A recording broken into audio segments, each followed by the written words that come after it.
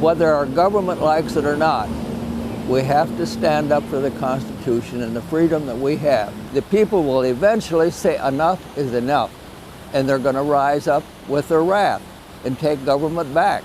Don't ask me how, but it's got to be done. My name is Warenn officially, and I was tired of war when World War II was over, and I cut war off and made Renn out, R-E-N-N, and the last name was Bodeker, B-O-D-E-K-E-R. Well, we started in New Guinea, the 11th Airborne Division, and we started in New Guinea, and I don't remember how long, it was 6 months or a year there, and then we went to the island of Leyte in the Philippine Islands, and we took different hills and ridges, and nobody got behind us and kept our back trail back to the headquarters open.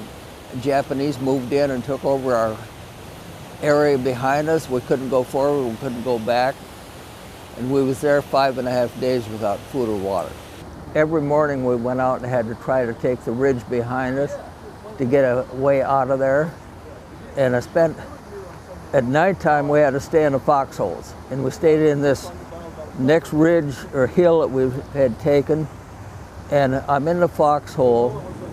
I spent 2 nights in the foxhole with water up to my hips, and the terrible thing about that was I had to sit there and listen to one of the men that had been shot, and he couldn't get out or nothing else, and he's crying half the night. Where's Mama? Mama, Mama.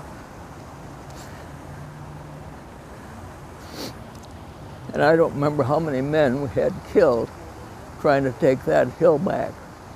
Was one of our men was a friend of mine.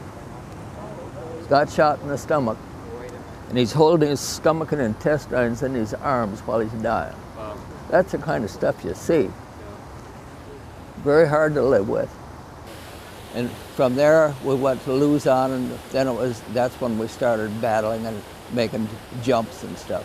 Some Filipino come into our camp, and they said at 7 o'clock in the morning, all the guards in this prison camp stacked their rifles and changed guard. So at exactly 7 o'clock, we hit the silk right over the camp, real low. Jumped into the camp, 121 of us. And we got 2,146 prisoners out of there, with only one being hurt. Life has value. And whatever the cost, we need to fight for that freedom and value. I can no way refuse to do that, to jump in there, any more than I can stand by and watch our Constitution and people being destroyed in this country. I made a statement when I was in World War II, when we were in a depression, went into World War II, and we supplied food and military supplies basically to the whole world. There used to be a saying, beware of the wrath of a peaceful man. I said in my outfit, beware the wrath of a peaceful nation. I think we're making a big mistake. We're having our soldiers, our GIs all over the world, being sent all over the world. I think it's to 106 nations or something, I don't remember exactly, and leaving our country wide open to be inhabited and taken over by a regime that is not standing up for our country and doing like they should. I think we're getting a lot of our men killed for nothing. They're fighting on something that's not a worthy cause. People need to not rise up in arms, but to take a stand and insist upon the government falling back under the Constitution. If they won't do it, we should get rid of them. Insist they retire. About 6 years ago, I ran for the House of Representatives in Montana. And I ran under what party? The only one that was any good that I thought was standing up, and that was the Constitution Party. So I ran under the Constitution Party. I think we should have another party. We have a choice between Democrats and Republicans. I see no going forward and insisting that our country return and live under the Constitution. I hope that our Congress wakes up and takes a stand for the people in our country, that what they're doing is destroying not only the people but the country. We need, my opinion, a whole new Congress. There's a few in there stand up for the American and for the Constitution. I was guessing about, as I see it, 90% of them don't. They're traitors to our country. It's time they either get the hell out of there or change their way of doing things. I feel that our government is trying to break the American people. That their goal is to take all we have worked for, all of these years and centuries. We've been taken from the greatest country on the face of the earth that was always there to help people all over the world when they were in trouble.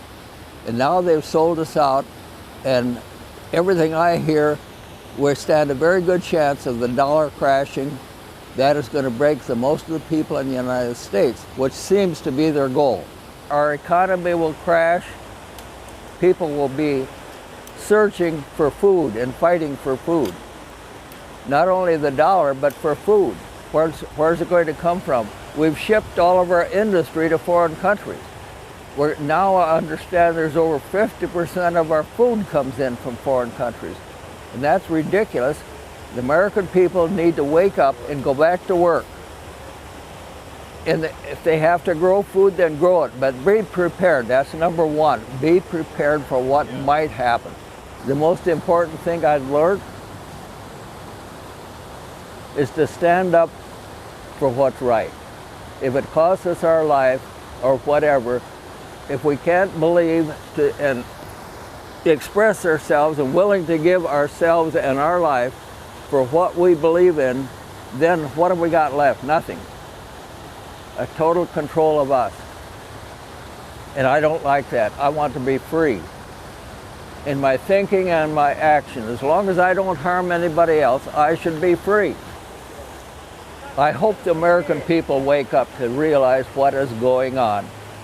And they'll open their eyes, and if they'll quit being a captive of the television and start looking and listening to what happened to our country and what's going to happen if we let it keep on like it is, we'll have nothing. Germany was taken over because people didn't take a stand. And I see the same thing happening here. We're all asleep, letting our country being taken over by the politicians and being destroyed. It's time we take a stand.